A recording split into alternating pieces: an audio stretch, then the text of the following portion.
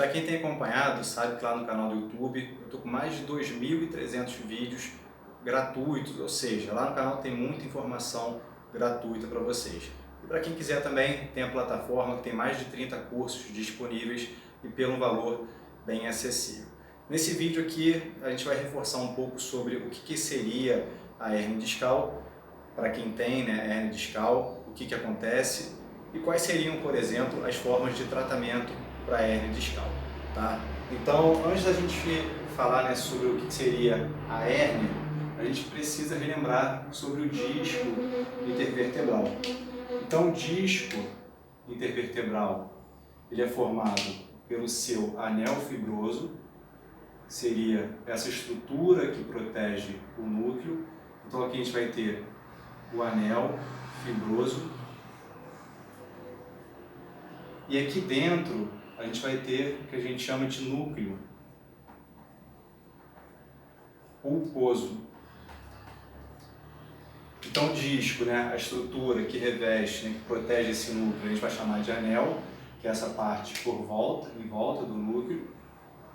E a gente vai ter a parte de dentro, que é o núcleo pulposo.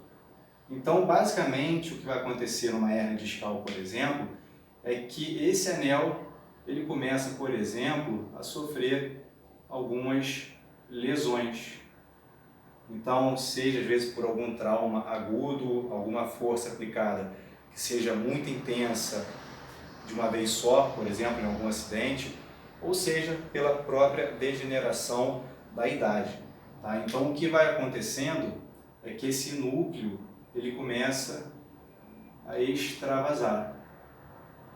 E é isso que a gente chama de hérnia discal. Então, a gente vai ter esse anel que protege esse núcleo, só que por vários motivos esse anel ele pode começar a sofrer algumas degenerações e esse núcleo ele começa a extravasar. Então a gente vai chamar esse episódio, né, esse fato de hérnia discal.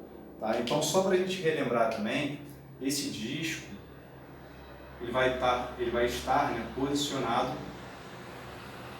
entre cada vértebra. Por isso que a gente chama de disco intervertebral.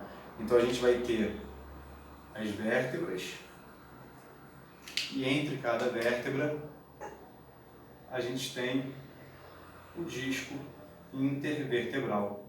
E esse disco ele serve para melhorar a congruência articular e também para dissipar essas cargas ou essas forças aplicadas na coluna vertebral.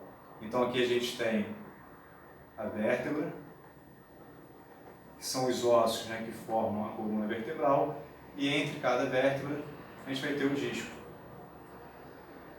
Então nessa imagem aqui, né, o que aconteceria nesse caso aqui da hérnia, por exemplo? O anel, ele, por exemplo, começaria a sofrer algumas degenerações, e a gente teria nessa projeção aqui do núcleo para a parte externa, seria uma hérnia discal. Tá? Agora, o que a gente poderia fazer, né, quando a gente tem alguma pessoa que tem uma hérnia discal? O primeiro fator que a gente deve controlar é a dor.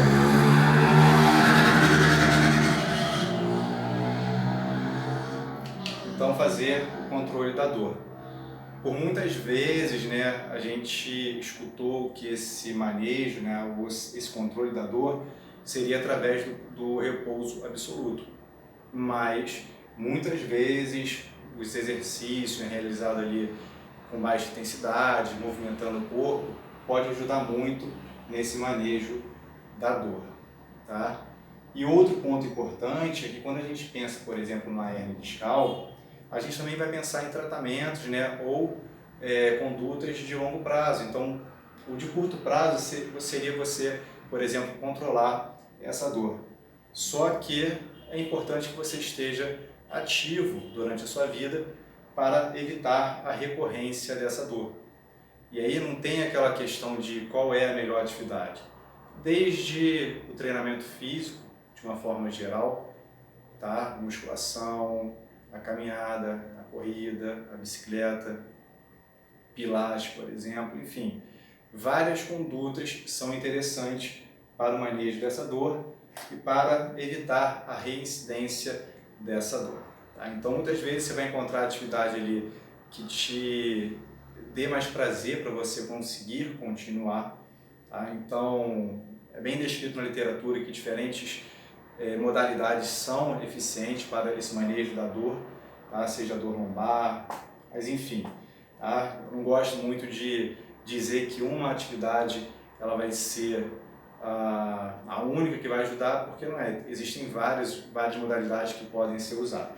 Tá? Mas de uma forma geral, primeiro, se a pessoa tiver dor, você vai ter, né, esse manejo da dor, tentar amenizar essa dor e pensar em longo prazo, em manter ali os músculos, né, de sustentação fortes, manter, né, uma boa flexibilidade dos tecidos moles, por exemplo, diminuir, por exemplo,